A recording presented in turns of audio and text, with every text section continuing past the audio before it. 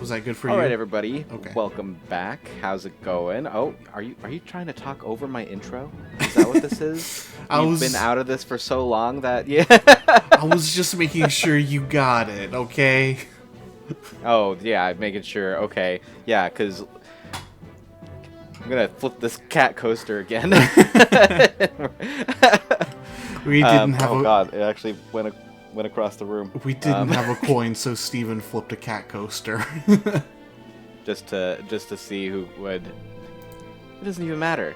We're back to we're really getting into it now. We're in our top 10 video games. Indeed. I've got to tell you, like, I'm actually super, like, this is where everything was leading up to. Yeah. This is exciting. These are the things I think I have the most to say about. I feel like I've got one or two. I feel like I've got at least one controversial opinion, and one kind of generic opinion that's like.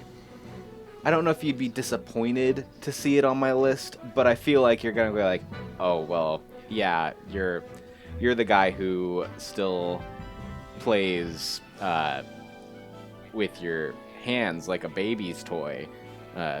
What? Anyway, I'm Steven. I'm Chelsea. And this is our top 10 video games. We're counting down. So to start, Who wants to go first? So to start, we usually we've usually like started with a little topic of conversation, and this time I have the topic of conversation for you, and I've got two questions for you. I have no idea. I've got two questions for you. Fire away. 1, favorite game console. 2, favorite controller. Ooh, actually, those are pretty good. Favorite game console. I mean, I could just like go forward and just say I get a lot of use out of my Switch. I love that it's mobile. Mm-hmm. But you know what? I feel like for both answers, I think I have to go with the Nintendo GameCube. I really love the GameCube controller. It just feels really good. I feel like there's a reason they've put it out for like every console post GameCube. Yeah. I don't know if they made a special one for the Wii because like the GameCube controller was just compatible with the Wii. Yeah, I don't think they did.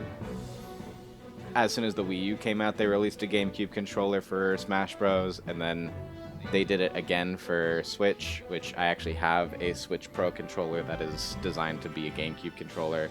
It's actually really nice, very comfortable. And like the GameCube just had so many solid like features. Mm-hmm. I think I've shown on my list to this point, like especially when we hit like number like 30 and up, like I have a lot of GameCube games that pop up. Like I talked about Paper Mario Thousand Year Door, Resident Evil 4, my arcade GameCube collection. We talked about Skies of Arcadia Legends, Luigi's Mansion, Kirby Air Ride, Wind Waker, Double Dash. Like and we talked about Luigi's Mansion, and I didn't even get into like the Pikmin games and playing Rogue Squadron and things like that on the GameCube. I still think like some of my favorite like well-rounded games, like maybe not my favorite of all time, but my like most well-rounded, like I can pull this out and just have like some fun for a while, are on the GameCube. Hell yeah. Plus, if you hold down the Z button, it makes funny noises. Yeah, on the startup, yeah. That's squeak, squeak, squeak, squeak. That's like my one complaint about the GameCube actually is the Z button. Really? Yeah, it doesn't feel good to press on the original GameCube. I never had any issues with it. It's so small. Can I also say, I don't think the Nintendo 64 controller is that bad.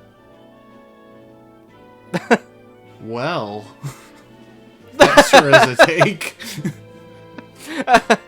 I mean, I don't think it's amazing, but I think people give it way too much crap.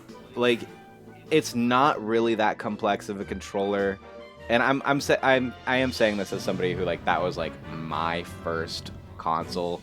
like that was like mine. Mm-hmm. So like I just learned how to play it, but like it was the one thing that I think is like a big problem is they designed it to be like a new console controller, but also the SNES controller slapped together. Yeah. And they probably should have just gotten rid of the D-pad. If they had gotten rid of the D-pad, nobody would have said anything. Yeah, probably, but also they would have had to like pull it out a little bit, but like it's not that bad. Yeah, but also like the N64 controller seems to have been designed for Mario 64 and nothing else, you know? Or at least that's what I hear. I mean, that might be true, but like I think it was kind of novel to have like your trigger for gunfire. Mm-hmm. I think the the C stick shouldn't have been like hard plastic the way it is, or not the C stick, the control stick. Yeah. But like I don't like think it's that bad. I think it like functions pretty well. It springs back nicely. Mm-hmm. Also, you want to talk about a bad controller? The Duke. Listen, the Duke is subjectively a bad controller. The original Xbox controller. Oh, yeah. And I still have one, and I'll tell you, as like a novelty, I love this thing. It's massive. It feels bad. I'm holding it right now. This thing is, it is a monster. Yeah, and like the oval buttons. The oval buttons. It's so weirdly round, but like also like no human hand is shaped like this. Like I have big hands, and my hands struggle to like fit around this controller. It's actually kind of amazing how quickly they put out a decent Xbox controller after, and then from that point on, it was just kind of that controller. Yeah. Like, give it to Xbox for consistency after that point. But, like, the Duke, oh, she's a beauty. She should be the Duchess. Anyway, what's your possibly less controversial takes than mine? So, picking out a console is kind of hard for me because I've been a PC gamer for a while now. But if I had to pick one, it'd probably be like the GameCube or PlayStation 2. PlayStation 2 is solid. Yeah. Yeah, it's... Also the fact that it was like the first time they were like, also play your DVDs on this thing. It can hold a lot of bees. You know, So when I was a kid and watching The Lion King, I thought it's a problem-free philosophy. I thought they were saying it's a problem-freeze, there's lots of bees. I mean, it might as well be that. They're eating bugs, there's lots of bees. Yeah, exactly. That's what I thought. It's like, oh, they're eating bees too. Hilarious. Yeah, but for our favorite controller, it's easily either the Xbox 360 or the PlayStation 4. Let me pick up my PlayStation 4 controller. It's around here somewhere. Oh, it feels so good. I have no idea where my PlayStation 4 controller is. Oh, here it is. Ignore the cans. Yeah, PlayStation 4 feels pretty good. It does. I kind of mentioned consistency. Like, PlayStation has also had pretty consistent controllers. Yeah. Like, even the PlayStation 2 controller still feels pretty good to this day. I think the angles on the PS4 are a little more human hand friendly. Absolutely, yeah. I also think the PS2 controller and the PS3, by extension, it's just a little small for me. Yeah, that's fair. Putting them side by side, yeah, the old-fashioned DualShock here is a little smaller than the PS4. Yeah. I've also got the 360 controller right here too. And that is a solid controller. Yeah. And again, it's not that different from like the original Xbox controller after the Duke. Yeah. It's just a little more ergonomic. Yeah. These are good controllers. But of course... I'll say the GameCube controller is a little weird. Yeah. But, like, I just think it's designed really well. Like, all the buttons just, like, kind of line where my thumb needs to be at any given time. Mm-hmm. I can kind of see what you're saying about the Z button, but I guess it just never bothered me. Yeah, thankfully not a lot of games back then used the Z button, so... Not too much. Like, Smash Bros. Used it as, like, a grab. Yeah. But you weren't grabbing all the time, so it wasn't, like, the key component of what you were doing. Yeah. Also, you can just do R and A to grab, so... You're probably right. I don't remember that, but... I'm sure you're right. I'm a Z button purist. None of your fighting game strats in my Smash Bros. Alright, shall we jump to our number 10s then? Let's do it. You want to go first, or do you want me to go first? It's been a while, I don't remember who did it last time. Neither do I. That's why I'm asking the question. I think I'll go first. Do it. My number 10... Save you the disappointment. My number 10 is Silent Hill 2. Okay.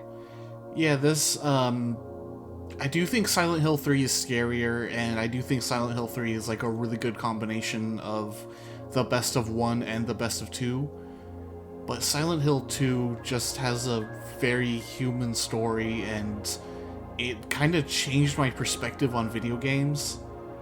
Like, you know, like, I'd been hearing all about this game, and this is, like, one of 3 games on... Sorry, one of, like, 4 games on here that I had heard all this hubbub about and got hyped up to hell, and then it actually delivered on that, you know? Yeah, it was kind of that era. I remember you kind of telling me about Silent Hill 2 when you were first playing it. Mm-hmm. And then I remember you, like, went back to Washington, and you were telling me about it. You had played that. You had played Silent Hill 3. You hadn't played Silent Hill 1 yet. Mm-hmm. And then I remember we went to a retro game shop that had, like, Silent Hill 4, I think. Yeah. Which Did you ever play Silent Hill 4? I have not, no. I have also not played it. Silent Hill 2 is still the only Silent Hill game I've actually played. Yeah. And it was with you. Mm-hmm. And thank goodness for that, because I think we lost... Oh no, I don't know if we lost game time. I think you replayed it to a certain point to kind of work toward a better ending or something. I don't remember that at all. I recall, like, guiding you towards that better ending, just, you know, because, like, the requirements are, like, looking at the photograph of Mary every once in a while and you know, keeping your health high and not looking at the knife too much. Said not looking at the knife too much? Yeah. What knife? Towards the start of the game, Angela gives you a knife. And if you look at it too much during the game, then you get the bad ending. Weird. Yeah, it's kind of like, I guess the idea is that, like, oh man, you're thinking about self-harm by looking at this knife or whatever, but yeah, mostly I'd be thinking, can I stab this in a mannequin's face? Yeah, it's Silent Hill 2's ending system is a little awkward, but I get what they were going for, you know. Are you telling me it's a bad game? No. But plus you've got Cat Street in there. Hell yeah. You've got scary thong demons that squiggle across the ground and scare me. Yeah. But yeah, Silent Hill 2 was sort of the game that took me from video games are cool to, oh yeah, video games are absolutely art. You know, like I hadn't really thought about it before then, but playing this was like, yeah, this would be a totally different experience if it were like a movie or something. Speaking of, the fantastic movie Silent Hill. Oh boy. Or Silent Hill Revelations? Yeah, Is that the first one or the second one? Revelations is the second one. Is the first one just called Silent Hill? It is, yeah. Why do I think one of them's called Silent Hill Retribution? Is that one of the Resident Evil ones? That must be, because that is such a funny title to attach to Silent Hill, honestly. But like in terms of those movies, it sounds right, doesn't it? It does, yeah. Yeah, Silent Hill, the first movie, was basically a combo of... It was mostly Silent Hill 1, but I think they snuck some Silent Hill 2 in there. Yeah, they had Pyramid Head and the nurses. That's about it, I think, though. Yeah, because I think there were nurses in the first game, but like... But they were real nurses with, like, parasites in them. Yeah, they definitely modeled the movie nurses off of Silent Hill 2. Yeah. Great movies, by the way. Chelsea's absolute favorites, especially the sequel. 1 isn't that bad. 1 is okay. Yeah, it's okay. You know, it's been outdone in terms of game adaptations, thankfully, but it's all right. Yeah, like if you're just popping on kind of a generic horror movie, it kind of gets the job done. But I know the second one lives in your heart as your all-time favorite movie. So did we ever talk about the reason why they changed Harry's gender in the Silent Hill movie? I don't think we ever have. This will be interesting for you to hear as a father now, I think, because oh gosh. Because the reason the director looked at the Silent Hill story and was like, seems kind of gay that he's like so like hung up on his daughter and all that being in Silent Hill. That seems more like a mother thing to do. What? Yeah, you know, risking your life for your child, that's something a mother would do. A father wouldn't really. Yeah, definitely. Yeah. Makes sense. I get it. Yeah, I would definitely just let my daughter wander around a misty, spooky, smoky town and be like, no, it's fine. Her mother can take care of it. All right, so what's your number 10? My number 10 is possibly the most generic thing on this list, but I can't help it. It is Super Smash Bros., whatever the current version is. Right now it's Smash Bros. Ultimate.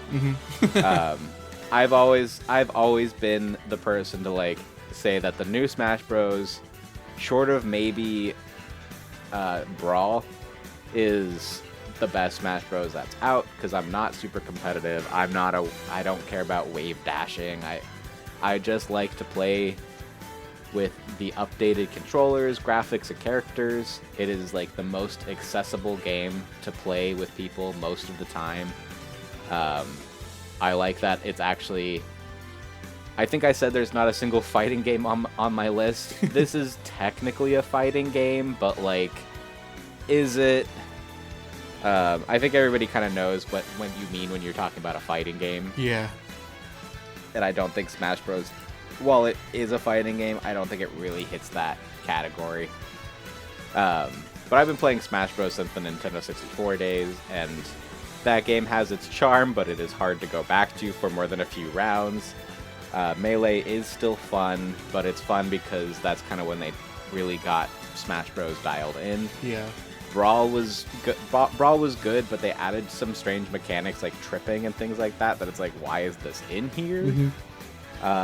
I never really played Smash Bros. 4 on the Wii U, but I played it a lot on the 3DS, and I liked that you could play them in tandem. Like, I could use my copy on the 3DS and play on somebody's Wii U, which I thought was pretty cool.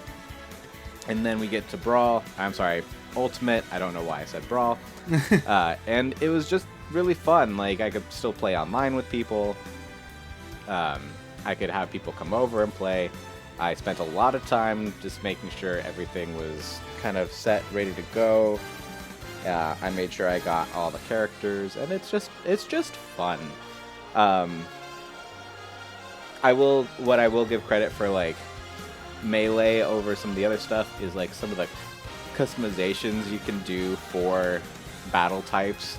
They carried some of it on, but there's some real satisfaction in Melee about, like, going through a sudden death and then bob-ombs come down and you just try and run around. I think a couple, if not all the other ones do it too, but, like, Melee was, like, chef's kiss for that.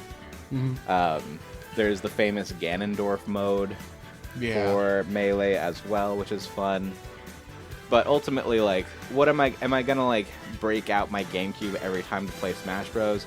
No, I'm gonna break out the new Smash Bros on my Switch because that's what everybody else is gonna be playing too. And I legitimately think, play-wise, I typically prefer the updated version. So speaking of Ganondorf mode in Melee, what is it, like, he's like CPU level 9 and you're like handicap 3 or something? Something like that, yeah, where you're not doing, like, you're not budging him at all with your regular hits. Yeah, and it's still on, like, Hyrule Castle because you have the room to, like, survive this stuff and all that.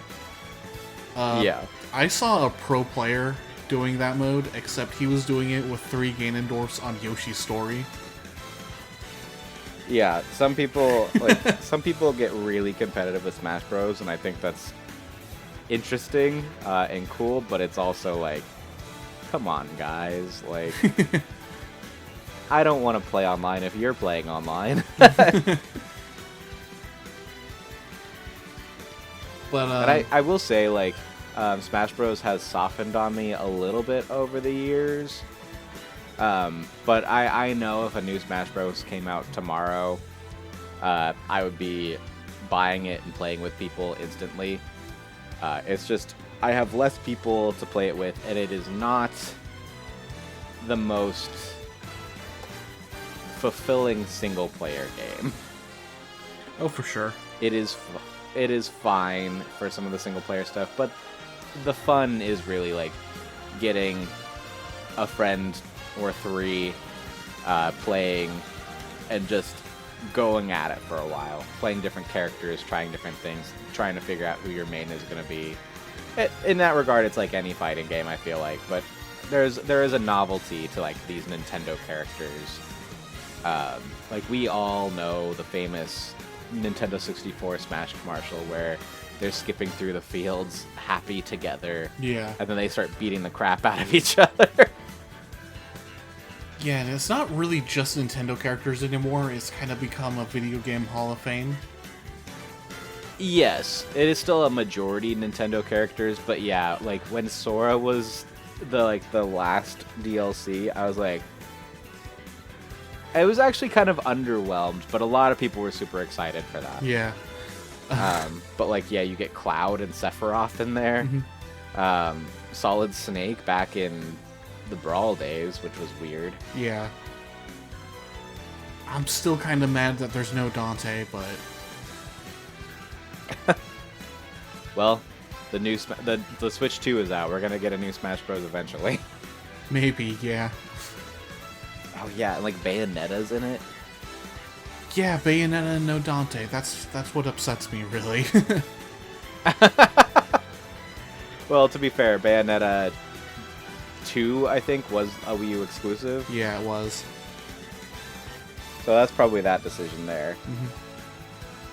And, like, Joker from Persona 4? Yeah? Persona 5, yeah. 5? Mm-hmm. Strange stuff. I'll tell you what, a lot of those characters are the ones I just didn't play. I was a love me some Bowser, love me some Duck Hunt, love me some Robin from Fire Emblem Awakening, and I feel like there was another character I like to play, but I can't remember who. Those are my big 3. Mm-hmm. I really liked playing Little Mac and Ike. Little Mac is fun.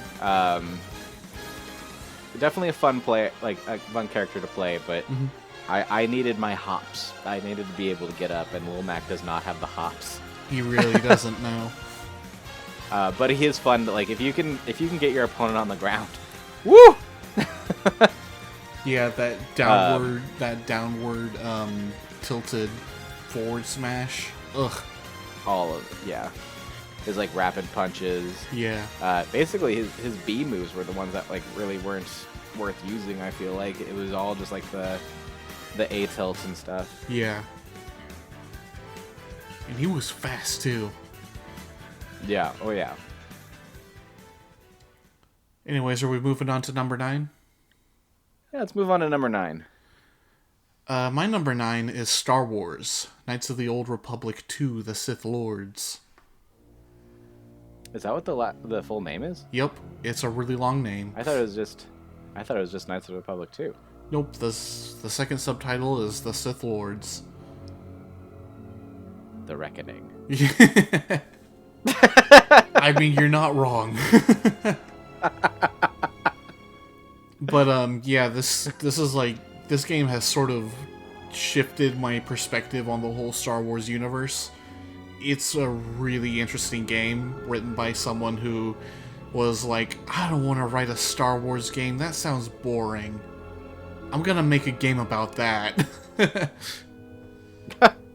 So basically one of the main characters is just like, the Force is bullshit. You know, there's light and dark and there's no room for gray. That's stupid.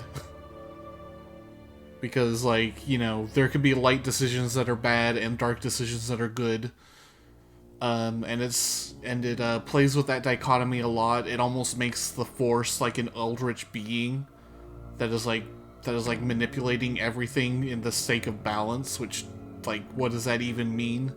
Is like the game asks. The only problem with it is that it's not finished. You know, it was really rushed. They did not have enough time to finish the game. There is, like, a mod that restores a bunch of content. But, yeah, the last thing I'll say about this game is that, you know Grey Jedi? I am familiar with the concept. This game has a Grey Sith. Boo. You don't think that's neat? I just don't know what the difference would be. Basically, like, a Grey Jedi is like, you know, still generally following the code, but not to the letter, and doing what they think is right rather than by the code. A Grey Sith would be more like taking the Sith code, and instead of applying it only to themselves, they, like, apply it to the whole universe and everyone around them. It's really interesting. You know, the game goes into, like, all these sort of different philosophies that are not really compatible with Star Wars, and that's what makes it so interesting. Yeah. Star Wars, like, I'll tell you what, like, I was a really, really big Star Wars fan for a long time. Even after the new trilogy, I was still, like, following Star Wars quite a bit. Was really into The Mandalorian. But, like, the last season I didn't really care for that much. Liked Ahsoka, but you know what? It didn't really leave me wanting to watch more. Did not watch, like, anything involving the Acolyte. Yeah. And, like, every time I think about watching, like, the original trilogy, my soul just kind of, like, dies a little bit. Oh, yeah? It's, like, not because I think they're bad. I just, like, there is so much Star Wars out there now that it's really hard to, like, be excited for any more of it. Yeah. Even the good. And that's not to say I'll never like Star Wars again. It's not to say I'll never watch any of it again. We all know, like, the Clone Wars cartoon is good. Rebels is okay. Yeah. Like, Rebels has some good stuff in it, but as a whole, it's definitely, I feel like, geared for, like, what Clone Wars was originally intended for. Yeah. Until they were like, oh wait, we can tell good stories even if it is for kids. Yeah. I really liked Rogue One and Andor, though, so. I have not watched Andor. I have heard I should. I actually don't like Rogue One that much. Oh, no? I think it's fine, but I think it's way overhyped. Yeah, that's I fair. would. Here comes the controversial opinion. I would rather watch Solo than Rogue One. Oh, God. I think Solo is actually a fun movie, and other than the fact that it's like literally unwatchable because it's so dark, I think it's like pretty good. My biggest complaint is they like shove all of Han's feats into like 2 years of his life. It's like everything he like brags about happens like 2 years. It's like, all right, but like you couldn't stretch that out a little bit. Like people tend to not just like do things 2 years of their lives and then do nothing. Yeah.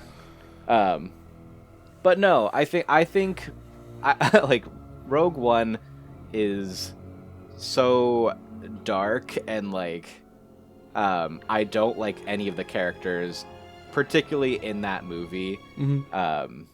Like I've heard Andor is great as a show, and it sounds like that's probably a good redemption for that character in terms of like writing and everything. Oh yeah. But I did not like him in Rogue One. I think the only like good thing about Rogue One, like legitimately like a good thing, is the ending, and it's just because like everybody wanted to see Darth Vader like actively do something. Yeah. Yeah. You mentioned it once, like it's really hard to watch like Rogue One leading into A New Hope because it's such tonal whiplash, despite it being like a direct lead-in. Yeah. If you didn't like Rogue... And I feel like that's... Oh, go ahead. If you didn't like Rogue One for like the tone and everything, then Andor might not be for you either. In fact... What I have heard about Andor is like it's just like actually a really good story. Oh, absolutely, yeah. Whereas like Rogue One, we all kind of know that story. Yeah. So like some movies it kind of works, like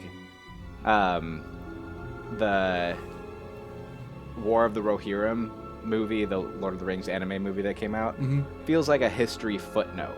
Like it is a complete story on its own, but like you kind of watch to know a little bit more about Middle Earth. Yeah. Rogue One is kind of the same thing. It's like a historical footnote, except it's not thousands of years ago. It's yesterday. Yeah. Yeah, I want to know how the Bothans all got wiped out getting the new Death Star plans. We don't know about that. We just know it happened. Justice for the Bothans. Yeah, I don't know how into Sith, KOTOR 2 you'd be then, because it is also a very dark game in Star Wars. I don't want to say, like, darkness is the real problem. Okay. I just, like... Because, like, don't get me wrong. I do like a good dark story every once in a while. And I think in tones of, like, a video game, I think it works a little better. Because you're, like, experience it. I think it adds some investment into it. But, like, I feel like the people who... I'm not saying this, like, for you in particular, but a lot of people who are like, Rogue One is the only good thing to happen since Disney bought Star Wars. I feel like those are the people who, like, watched the ending and were like, yeah! Nothing about the movie's wrong because Darth Vader killed a bunch of people. You know what I mean? Yeah, I feel and you like, there. If people like Rogue One, that's fine. I just have very little interest in watching it again. Like, I've seen it 2 or 3 times, and I feel like it's diminishing returns every time. Yeah, that's fair. I will also say about KOTOR 2 is that of course it has a lot more time to do these things, but that point Luke was trying to make in The Last Jedi about, oh, well, you know, Darth Vader was a Jedi once, that's made a lot better in KOTOR 2 because we just got out of, like, 2 wars in that time period where Jedi turned to Sith. And it's like, you know, maybe there's something wrong with the Jedi if this keeps happening. No, for real. Yeah. But the last thing I'll say is that, like, I understand some people do not vibe with prequels, like, in general, just because of, like, how Star Wars has done it and all that, and the idea of, you know, just leave things to the imagination. I don't normally agree with that, but with Solo, I haven't seen it and I don't want to because it's like, dude, it's Han Solo. I don't care what he actually did. And that's fair. I just think it's like a good kind of like, it's a good little action adventure movie, essentially, that I feel like if you took it, if it was not Han Solo, I think it would almost work a little better. Yeah. But it was Han Solo because people wanted the name to put, like, get the feet in the seats. That's what you do at a theater. You put your feet in the seats. Well, that's been our Star Wars minute. Yeah. If we keep doing recordings, I'm sure there will be more Star Wars down the road, in one form or another. Yeah, we've watched a lot of Star Wars in our day. Yeah, we may even bring back That's a Clean Burn and Hiffle. What would we call it for that? What would we call it for that? That's a clean burning Jedi body. that's a clean burning Qui-Gon.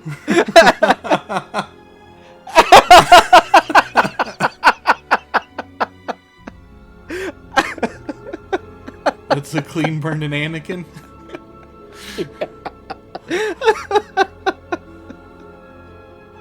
Oh my god. Anyway, your number 9. My number 9. My number 9 is probably the most controversial pick I could do for a top 10 list. Mario Sunshine. Okay. 64's not up here. Galaxy's not up here. No Odyssey. We're going Sunshine, the black sheep of the family. This is the Mario 2 of 3D Mario. 3D Mario. Except that it didn't start out... Did you know Mario 2 actually started out as a game called Doki Doki Panic?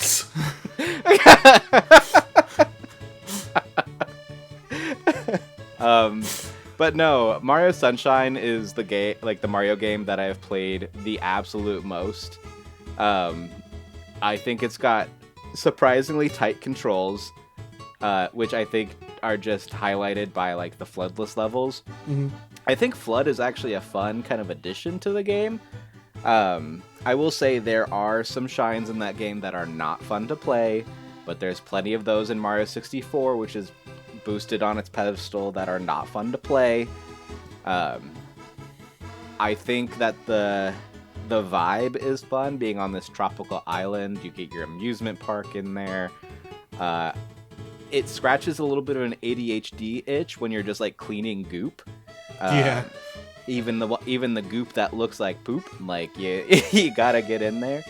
I thought like this like goopy Shadow Mario was a really cool idea for a villain, and you find out it's Baby Bowser, and you're like, yeah, okay, we're still following, and then they're like, Peach is my mama, and you're like, what? And then Bowser at the end has to be like, not really. Yeah. It's like, how do we not know, or how do we do know? It's actually one of my favorite Bowser bosses in any Mario game. And that's not really a high bar. I feel like most Bowser bosses are not great in terms of like the final boss. Yeah. But I do like running around, dodging bullet bills and water, and doing a super jump to like get down, like boost it. The Turbo Flood is really sadly underused. They should have done more with that, because it's really fun to like hyper zoom around. But I love like sliding across levels. I cannot tell you how many times I just opened up Super Mario Sunshine and just went to like the hotel level and like cleaned the beach, or like fought the giant manta ray that comes through. Those are some of my favorite missions.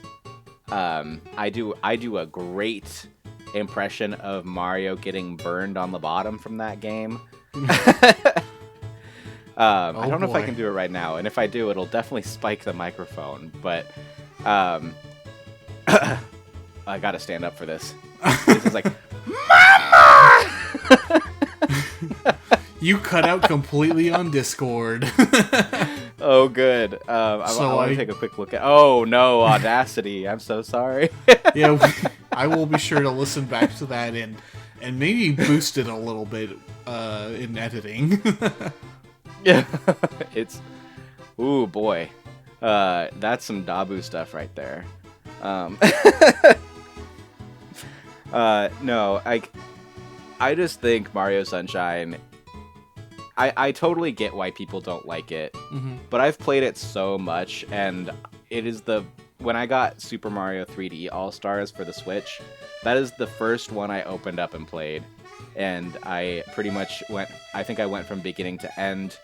I will say, it has a lot of buggy parts. The pachinko machine, one of the worst programmed things in any video game ever. It's so bad. And there's a few things like that in there. There are some really bad missions, but the thing is, most of the bad missions are skippable. You don't have to play them all to get to the end, which I admire about Mario games. But yeah, it's fun. I like it. Mario Sunshine definitely has a great vibe. It looks a little plasticky and weird, but that's kind of just the GameCube's thing. I really liked the heat wave effects too. The water looks really... the water doesn't look real, but it looks really good. Yeah. I think that game looks exactly how it should look. You're right, it looks a little plasticky, but again, so does almost everything on the GameCube. But, it doesn't look bad. None of the models look super janky or anything. Yeah. Who doesn't love the Delfinos? Their goofy, big-nosed hula skirts. It's a vibe. Plus, if you do 100% it, you get the Sunshine Sprite shirt. Yeah. And that just makes you look freaking dope. And the sunglasses. You don't have to 100% for the sunglasses. Oh, no? No, you can get those a little earlier. The 100% reward is for sure the shirt. And I'll tell you what, I've reached the point in my life where I'm looking at Hawaiian shirts in the store. I'm like, yeah, I could wear that.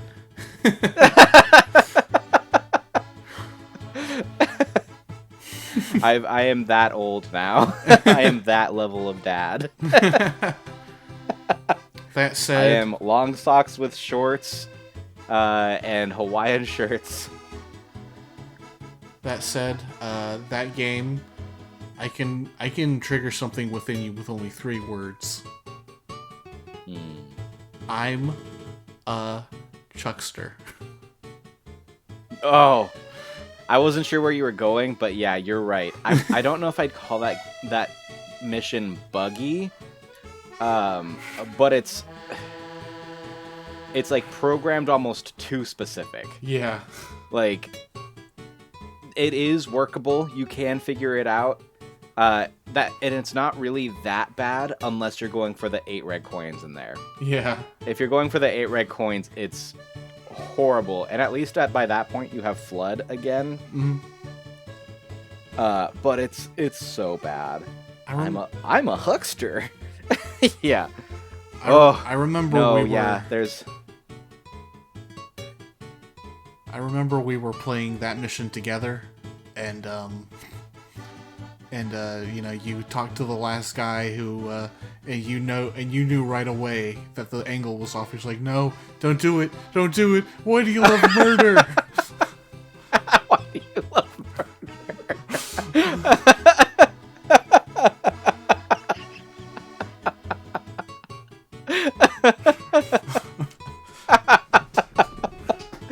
Oh man, I mean, what else can you do? You know you're dead at that point. Yeah.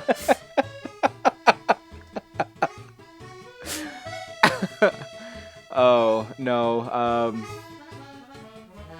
And yeah, some of the bosses in that game are not fun. I would say most of the bosses in that game are actually pretty bad. Yeah. Like most Mario games. You don't play Mario for the bosses. Like King Boo in that game.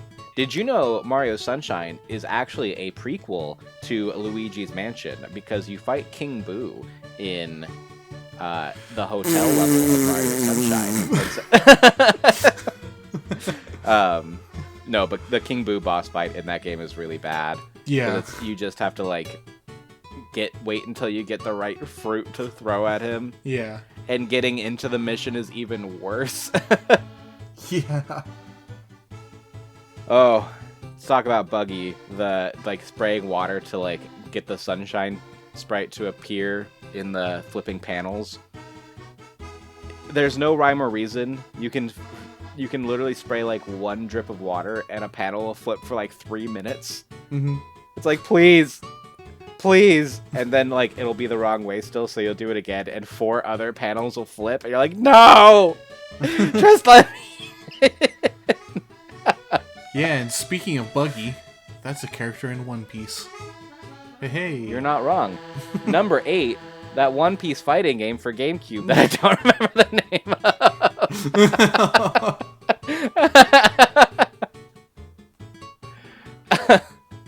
No, but that's most of what I have to say about Mario Sunshine. I just really like it. I think it's, like, in my opinion, it's the best Mario platformer. And, like, I would like to play the Galaxy games. I would like to play Odyssey more, but they just aren't Mario Sunshine, are they? Nostalgia's a powerful thing. I think they're making a mistake making the second Mario movie, Mario Galaxy. Where's my Mario Sunshine movie? Where's my EGAD Industries giving me Flood? They should bring EGAD into the movies. They should. Honestly, they've done, like, a little bit of setup for, like, a Luigi's Mansion movie. I'm down for it. So are we moving on to number 8? Let's hit it. Let's hit number 8. My number 8 is another one of those games I talked about where, you know, it got hyped to high hell for me. And you know, going in is like, I'm sure this is great. There's no way it's going to live up to everything I've heard about it. And then it actually did live up to it. It's Super Metroid. Monopoly Connect Collection. All right, so Monopoly, the thing about that game is... You have to be the iron. That's the trick. So Super Metroid. Super Metroid, you know, the exploration in that game is just so fun, you know, especially towards the beginning. I know there are some sections that are not as good, but I just love the progression in Super Metroid, like how overpowered you are by the end. Oh, and like how easily you're able to get around because of it. It's super fun. And the final boss, I realize, is basically a cutscene, but it's on the Super Nintendo, so it's cool, okay? Yeah, no, I definitely see what you're saying on that. I've never played it. No? But I've seen it played a few times. I've never played the final boss. I've played Super Metroid a bit. Yeah. So I am familiar with the game. I'm familiar with the ending. Yeah, I guess more or less it is kind of a cutscene because, like, yeah, you're actively doing stuff, but, like, the beginning fight, you're gonna die. Mm-hmm. Then you get into, like, your second phase, and it's like, well, you're gonna win. Like, yeah. But it definitely doesn't come off that way, especially considering, like, the time period it came out in. Yeah, absolutely. It feels so interactive, despite the fact that you really are just watching things happen for the most part. Because, like, the camera never changes, you know? It's still that gameplay camera. Also, like, it's interesting that it's, like, almost a ground-up remake of Metroid 1, mm-hmm. but there is, like, actual canon to it. Like, yeah, the Metroid is from Metroid 2. Yeah. Yeah, like, I feel like that's a novel concept for the time it came out. Yeah, and like, something... I don't think you're typically playing Metroid for at least the first couple games for the story, but like there is actually a story there. Yeah, and I actually really like the story of Super Metroid. You know, as sparse as it is, but it's told so interestingly. And we all love Crocomire. Oh boy. I have seen some people struggle with that fight because they run out of missiles. No, but the bosses are super cool in that game. Mm-hmm. Like, they feel huge. Like, if you look at the same characters, like Ridley in Metroid 1, who's this, like, little, like, almost gremlin-y Yeah. pterodactyl thing. Like, if it's bigger than you, it's not a lot bigger than you. Same with Kraid, yeah. Kraid especially. Like, Kraid is massive in Super Metroid. Yeah. But, yeah, that's my number 8. I don't have a whole lot else to say about it other than that it's extremely good. Now, Chelsea, when you feel sad, what should we do? We should put on a smile and just laugh. Now laugh with me. Ha ha ha ha ha! I was wondering where you were going with this. Final Fantasy X, despite like the meme of that scene, is a phenomenal game. It is like the perfect Final Fantasy for me because I love turn-based combat. The graphics for the game are like stunning to this day, especially like the full-on cutscenes, like the full motion video and everything. Yeah. But like it's got a really powerful story. I love the characters. I love the themes of like religion, and like the darker turns of religion and like keeping faith. There's a lot of secrets in the game. I think summoning is super cool. You get your fun characters like Waka, who's wacky and fun, but you also have like Auron, who's like the badass character. Like you can't tell me that he's not a cool character. If you tell me that, you're wrong. Auron is cool, yeah. Yeah. Like the themes of like father and son in that game, or just like parent and child in general, are all really good. I it's been a while since I've played it, but like I know, like I've been actually wanting to pick it up recently because I've got it on my Switch so I could just walk around with it. It's my brother's favorite video game story, similar to how you watched your dad play Skies of Arcadia when you were younger. I was watching my brother play Final Fantasy X. So when I finally got a PS2 and got a chance to play it, I definitely did. And then when it came out for Switch, I made sure to buy it because I know I'm going to play it again at some point. And we all love sports, don't we, Chelsea? We all love that we can just play a special game in the middle of Final Fantasy X that is required to play, and nobody hates it. We all love Blitzball. I never understood how to even play that game. Like, I've actually won a few games of Blitzball, but like that was like a long time ago. When I finally like played it again, I was like, wait, how does this work? Yeah. No, but I love Final Fantasy X. I have not played 10-2. Final Fantasy X is legitimately the only Final Fantasy game I have played from start to finish.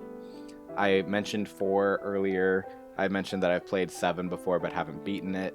But from start to finish, I have definitely gone through Final Fantasy X. I will never call him Tidus. Tidus is a dumb name. It's Titus, and and I will die on that hill. Just like it's Rayquaza, not Rayquaza. Although Rayquaza I at least get in terms of like Quasar, but like, no, you're wrong. You're wrong for that. if they don't physically say it in the game, I'm right. They say it in Kingdom Hearts. Do they? Yeah, because Tidus is in Destiny Isles, and if you talk to Waka on the second day of Destiny Isles, he'll say Tidus and I. Yeah, but those aren't really those characters. True. They didn't know each other as kids. That's a lie. Kingdom Hearts is a lie. Nobody likes that game. Speaking of Final Fantasy X characters in Kingdom Hearts, though, have you seen Auron in Kingdom Hearts 2? I have, but it's been a long time. It's just like a younger version of him, isn't it? Yeah, but it's also really funny because you know how at the start of Final Fantasy X, he's telling Tidus, "This is your story," as he's being sucked up into sin. Mm-hmm. When he's introduced in Kingdom Hearts 2, like Hades is like bringing his soul back to life to fight Hercules, and he's like, "All right, I'll let you go free if you beat Hercules," and he just goes, "This is my story, and you're not part of it." Of course. So yeah, he's pretty funny in Kingdom Hearts 2. Oh, I will say one thing I don't like about Final Fantasy X. The orb puzzles. Oh, They yeah. suck. But if you just, like, pull up a walkthrough and, like, kind of barrel your way through them, they're not that bad. But having to, like, go through them all, yeah, it's pretty rough. So my recommendation, pull up a guide for those, and then just have fun with the rest of the game. If only Tidus remembered he had 2 hands. If only.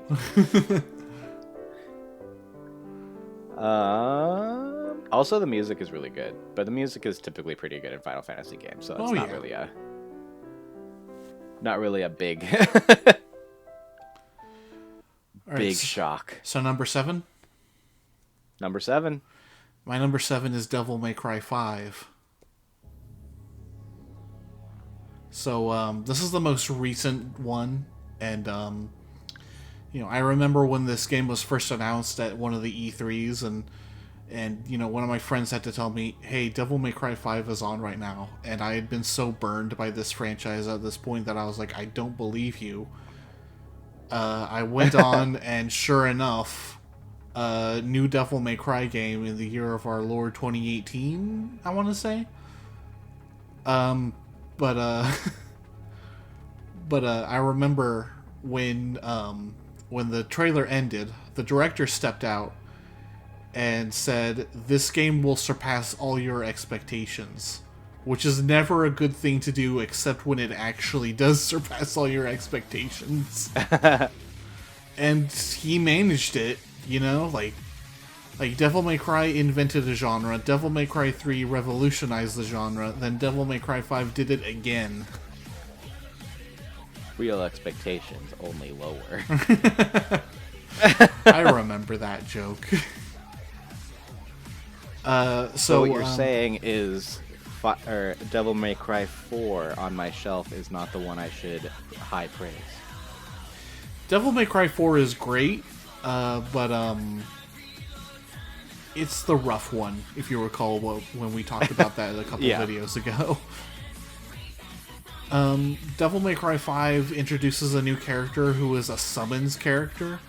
So, like, you stand back and your summons do most of the fighting, and then you have to go in for the kill. Not a lot of people are super enjoy that character. I think he's really cool. Nero is back, and instead of having his demon arm, it got ripped off. So now he has different changeable robot arms that do different effects, which is really cool too, of course. Nero's song has become absolutely iconic ever since that first trailer. And the dynamic music during the combat is really cool too, because as you're fighting, you get ranked on your stylishness, and when you get to S, the chorus kicks in. Okay. So yeah, that's a really cool thing. Dante's song isn't as good. I'm a metalhead, so I like it a bit better than most other people, I think. But, yeah, the story also generally is pretty good. I do take umbrage with a certain character's characterization, but that goes into big spoilers, which knowing he's in the game isn't really a spoiler anymore, because like his theme song has more views than Nero's at this point on YouTube.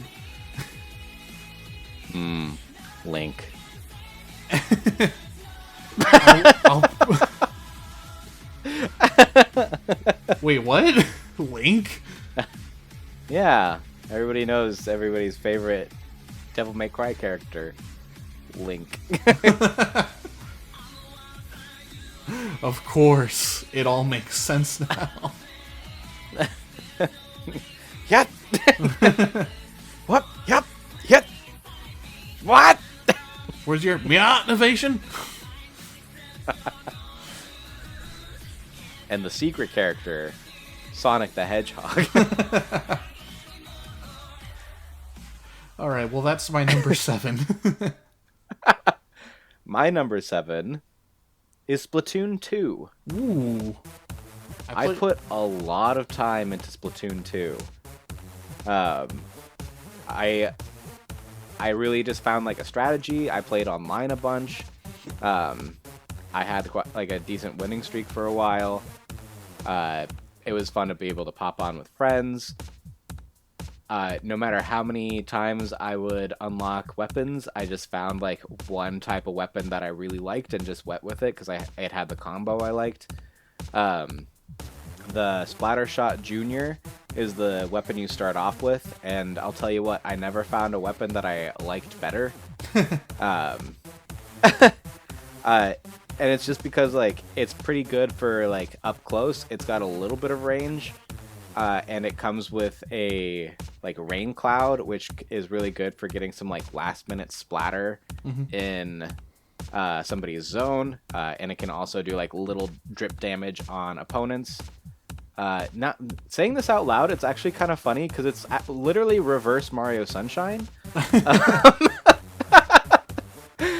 Like I can imagine Inklings on like in Delfino Plaza messing everything up, and Mario going "Mama!" and like running around and like with Flood like undoing it all. I mean, I know they're both in Smash Bros, but I think that's the crossover game we need is Mario Sunshine versus Splatoon. Screw you, Rabbids! Like we need the Inklings. I have not played Splatoon 1. I have not played Splatoon 3. I think it was weird that they came out with Splatoon 3 on the same console as Splatoon 2, just because it's like, well, we've already got this. Yeah. Why do we need another one when you can just kind of keep... I understand you'd maybe update things to where like it no longer makes sense to like add to Splatoon 2, but it just always felt like a weird decision to me. It's like, well, either I've got to give up Splatoon 2 now, or I don't get Splatoon 3. And I just decided not to get Splatoon 3. I had no reason to at the time. Hidden Gem, I don't even know if it's that hidden. I love the Salmon Run mode in that game. It's really fun to play with friends, like telling them to do strategies. You're just like tower defensing against different types of salmon. And it's really cool because like your job rank goes up, and like it makes you use weapons you wouldn't normally use, like and you rely on your friends to like revive you. Splatoon 2, like like the music's fun, the character design is fun. I'm actually surprised I don't have like any Inkling figures or art or anything, because it would be really up my alley. I've got some places. Maybe I should look for like a Splatoon poster. I think that'd be good. Write that down. Edit mark. Write down Splatoon poster. But it's kind of hard to talk about because like I never really got any of the DLC, so I never like played any story or anything. I literally just like day one I went in and started doing online battles, and that's pretty much what I stuck to. So there's things I definitely haven't played in that game, but I never felt the need to because I was playing the part of the game that I really wanted to play. The single player mission didn't seem like the point to me. Yeah. Yeah, But yeah, that's super good game. yeah, that's more or less me with fighting games these days. You know, if I'm getting into one, I'm not probably gonna do the single player stuff much. Yeah, it's one of those. I'm glad it's there, but I don't need it because like somebody's gonna enjoy it, Yeah, of course. but not me. I never played Splatoon 2, of course. I didn't have a Switch. I did play quite a bit of Splatoon 1, though, and I really enjoyed that one, too. Yeah, I've thought about getting it for like novelty's sake, because I do have a Wii U. Mm-hmm. I don't plan on getting a big collection for it because I really just bought it for like completion's sake. Because like on my shelf right now, I've got my NES, SNES, N64, GameCube, Wii, and I had a Switch, but I was missing a Wii U. Mm-hmm. So I just decided to pay $150, get a Wii U, get some of the downloadable games while I could, before the eShop went down. Yeah. And then it basically just sits there. Like, there are things on it that I know eventually I'll probably want to boot up and play, but I don't need to. I really just got it to be kind of like a little piece of gaming history. It's why I really want a Virtual Boy. It's missing from my shelves. I don't ever want to play a Virtual Boy, which is why I think Nintendo's decision to pop that up on its online games is like, oh, cool. Yeah. Red.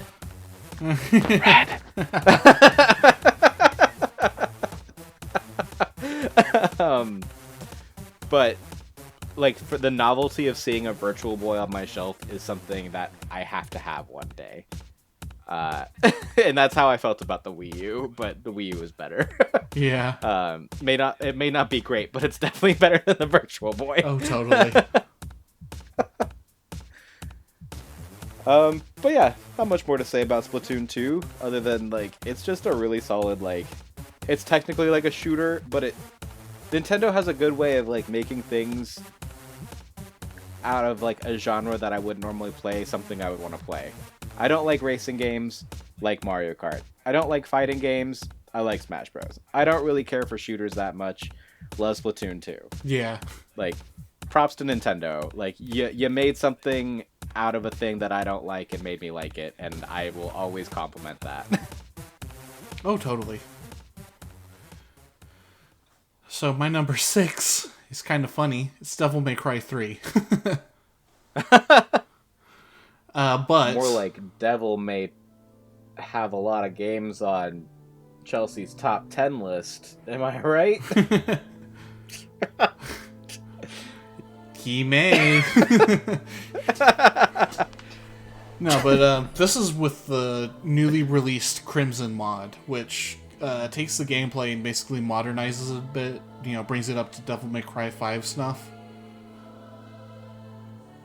Basically, you have these 4 different styles that the circle button does in Devil May Cry 3 onwards for Dante. And in Devil May Cry 3, you can only choose one at a time at certain points in the level, and that's what your circle button does. Starting in Devil May Cry 4, you had access to all 4 via the D-pad. And this mod basically makes it so that you can do that in 3, as well as gives you access to all your weapons at once instead of just 2 at a time. It also like changes some of the mechanics to be like the parrying is a little more lenient, so that's more fun, I think. But yeah, the real reason Devil May Cry 3 is above 5 is the story. And I don't know about you, but personally, I love stories about like godly, overpowered characters and what being that overpowered does to their humanity and what it means to them. And that's basically Devil May Cry 3. You know, it's very much a story about 2 brothers mourning and fighting about why they exist and what their purpose is. You know, Dante leans more towards the human side. He hates that he's half demon, whereas Virgil is like, hell yeah, demonhood. Because I'm half demon, I must be evil. Therefore, I should embrace evil and But at the same time, what he's really trying to do is make Dante see his side of things. Like, he still loves Dante in his own way. That way just happens to be stabbing him with his own sword. Yeah. You know, to try and make a point of like, hey man, you gotta do this to protect yourself, otherwise you're going to die one day. My voice got a little scraggly there, but yeah. No, it was effective. I felt the demon. But yeah, it's very much about like them mourning their mother and the ways that's manifested, and you know how like the only way they really know how to interact is just by physically fighting. It's really interesting, and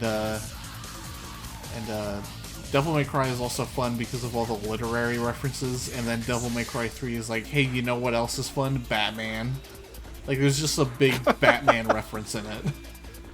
That's a little obscured because, like, they were worried about legal action. But basically, there's a character named Jester who was originally going to be called Joker, and his alter ego is called Arkham. Subtle. Yeah, subtle, right?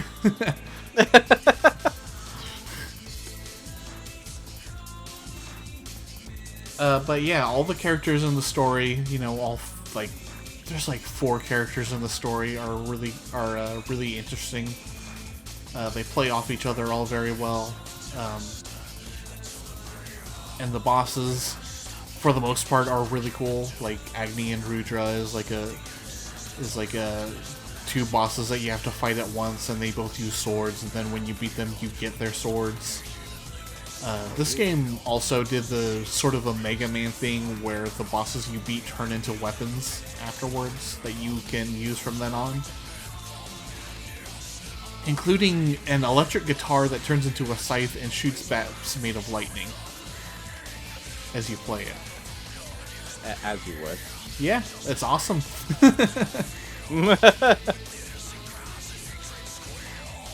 But yeah, that's all I got to say about Devil May Cry 3, more or less. Yeah, for my number 6, I know I mentioned how much I don't like shooters, so number 6 is... at one point, this was probably my favorite game. Star Wars Battlefront 2. Hell yeah. You know, not a shooter at all. It's fine because it's third person, usually. It is a little different. Obviously, you can slip kind of out of third and first person, kind of depending on your play style and like what you're doing in the moment. Yeah. But like, this is a game like another one you don't play for the plot. It's just fun to be in Star Wars, essentially. And it's also funny that I kind of ragged on Star Wars for a little bit earlier, because like, I love Star Wars Battlefront 2. I like the first one as well, but it's just Battlefront 2 basically did everything Battlefront 1 did right and fixed a lot of the things that Battlefront 1 just didn't think about. Yeah. Like adding a sprint button, easier to like roll. The weapons are just a little bit cleaner. Most of the stages are a little bit better. There are a couple stages I go back for in Battlefront 1 that I like over a couple in Battlefront 2, but for the most part, you're gonna get exactly what you got in Battlefront 1, but better. I've told the story many times, but we were at a retro game con in Portland. No, we were in Seattle. Mm-hmm. And I sat down and played Battlefront 2 in a room, and we were both kind of like, I mean, what the heck? Like, I'm probably not gonna do very well, but like, it'll be fun. Yeah. And I ended up like sweeping everybody in there, getting Darth Maul, and then like re-sweeping everybody in there. And then my name was like number 1 on the list of like, oh yeah, Battlefront 2 is really fun. Once again, kind of sore winner. Sore winner for sure. But like, I played it so much with you. I played it so much with Isaac. Like, I unlocked, like, if you're playing like quick action or the main story. If you get a certain amount of kills, you get like an award rifle, which it like does like burst shots. I played it so much that if I just like play that class, it's just like, here, just have it. You don't have to unlock it, just have it.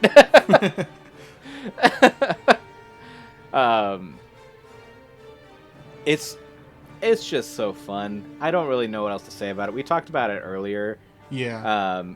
When you mentioned it, and like it's the new Battlefronts could never match what this one did. I played a little bit of like the new Battlefront 1, and like, yeah, it's fine, but like it's not Battlefront 2. You were right that like the space battles are not great, but it's fun to just like land your ship in the enemy hangar and then like go through and just play like a ground mission in their ship and blow their stuff up. You can like, it's just I like the fact that they gave you the ability to play as a Jedi, but like what's really fun is like if your enemy has a hero and you can beat the hero before they beat you as just like a normal clone or whatever. Yeah. Like it feels really satisfying. And just like finding little secrets in some of the levels. Like I love playing the Death Star level and you can go into the trash compactor. You can like fall through Jabba's trapdoor in his palace. Yeah. And then you get can eaten. Yeah. There's like a hunt mode in the game where you can play as a Wampa and just go through and demolish rebels. And then on the reverse, you can play as the rebels with Wampas just sprinting at you. Like it's like I said, at one point Star Wars Battlefront 2 probably was my favorite video game. I've played it mostly on PS2, but I've played it on Xbox as well. I've actually even played it on my Switch when it came out there. Most people don't like it on the Switch, but since it's weird because like I mentioned, like, yeah, the multiplayer is the point of most of these games. Like, yeah, it's not great to like whatever about the single player. I honestly love just doing single player matches on Star Wars Battlefront 2 and just going for a while, or doing local co-op. Yeah. I've never played online, so all the complaints that people had about it were like, nah, I'm just playing the game I like. What's going on over here?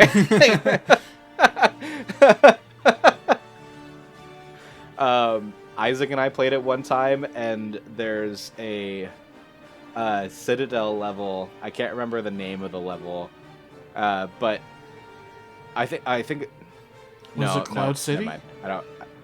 No, not Cloud City. It's an ice level. Oh, right. And you're in an ice cave, and I was like leaning against a wall, and Isaac's like, "What's happening?" I'm like, "What do you mean?" And like, "Steven, what's happening?" And like, I just like sink through the floor.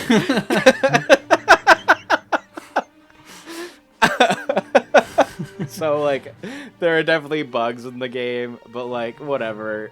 Like, that's one very isolated spot in that level. Yeah. And I think it got fixed in the Switch version. I think I tried to recreate it because like, we could go back and actually find that spot and like make it through the floor if we did it. Mm-hmm. But I think I tried in the Switch just out of curiosity, and it didn't work. But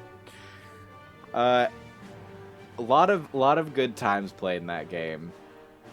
You mentioned before, like the Tauntaun versus the whole Empire. Yeah. Blast cannon. I don't really have a whole lot else to say about it.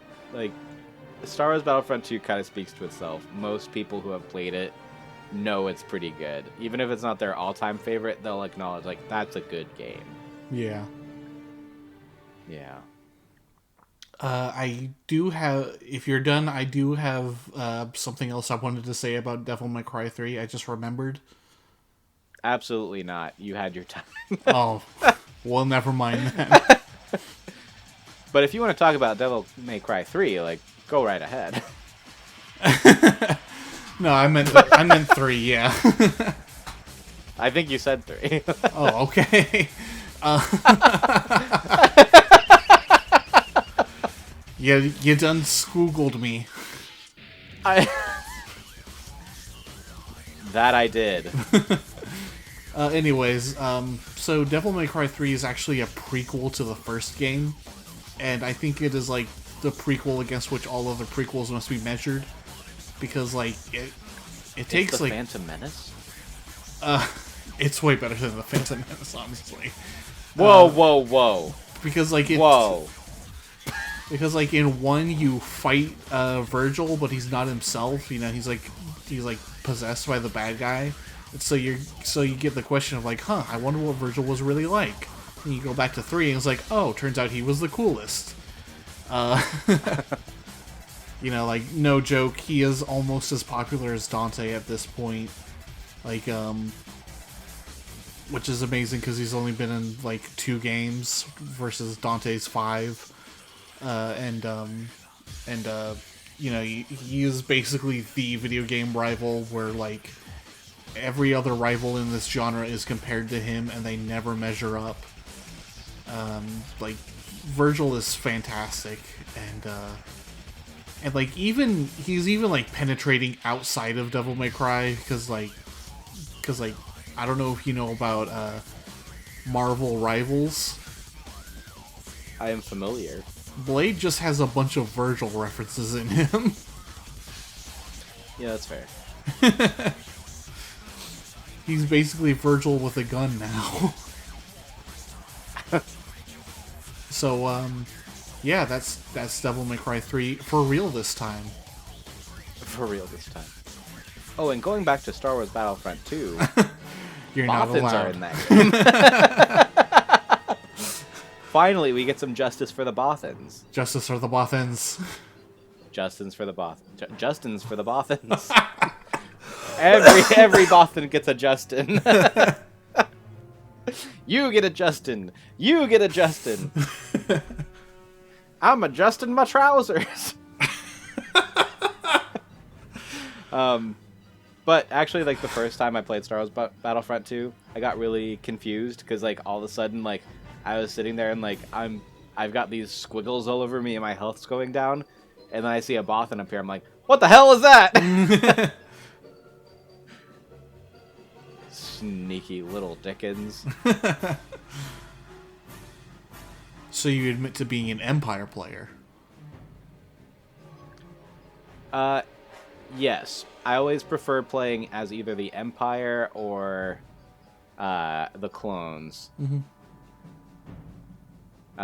I'll play as rebels though. I never really like playing as the droids. Yeah. They just never feel as good. And that's probably just a mental thing. Yeah. Yeah. Yeah. Anyways, that's our top 10 through number 6. Tune in next time. Yeah. Tune in next time for our top 5, where this video series will finally end. Or we're lying to you. Or we're lying to you. We may be lying to ourselves. Maybe. I lie to myself all the time. I lie in my bed.